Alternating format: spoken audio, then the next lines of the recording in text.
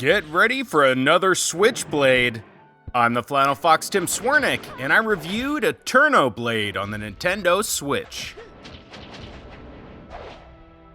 The only survivor of the village Ridge Road, Freya will seek revenge upon its destroyer, Beladim, an immortal-ish demon whose power is drawn from a magical rod he uses to rewind time when he's hurt.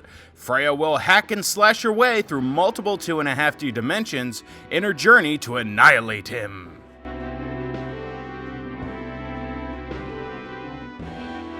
AeternoBlade is an action side-scrolling Metroidvania light where you'll be fighting numerous demons, maneuvering through some deadly environmental hazards, and solving some very dull environmental puzzles with your time-bending mechanics. Moving left and right, you also have a jump button and an attack button. Mashing the attack button will grant you combos to unleash your power attacks on your enemies. As you play through, you can spend points to unlock new combos.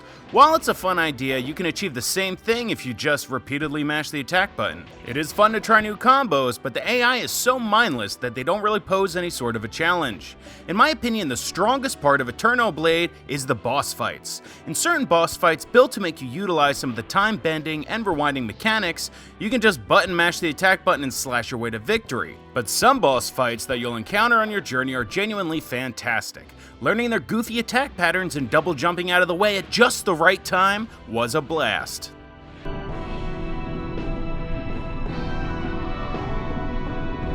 In AeternoBlade, you have different special mechanics, like the ability to rewind time, regaining your health, and giving you the option to replay a difficult area. However, it only gives you a very small amount of health, which at that point you might as well restart from one of the many closest checkpoints. Another time mechanic gives you the ability to rewind time, but allowing you to be unaffected by the time shift. Think very low-budget Braid. Later in the game, they did introduce some clever twists. In a certain level, demons attack you while you use the time-shifting mechanic, making you much more conservative with its use. AeternoBlade feels like it's trying to find its own identity, utilizing too many different game mechanics at once and not mastering any of them. At times I feel like the game would have been stronger if it was just a hack and slash Metroidvania, minus all of the time-bending behavior.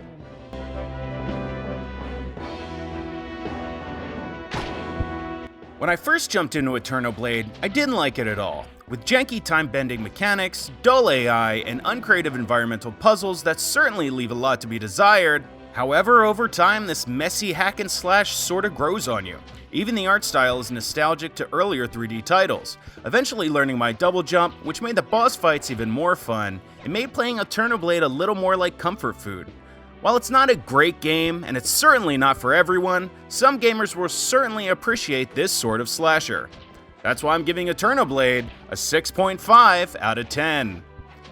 If you enjoyed this video game review, please subscribe to my YouTube channel, like this video, and follow me on Metacritic and Twitter at TheFlannelFox. See you next time, Switchers.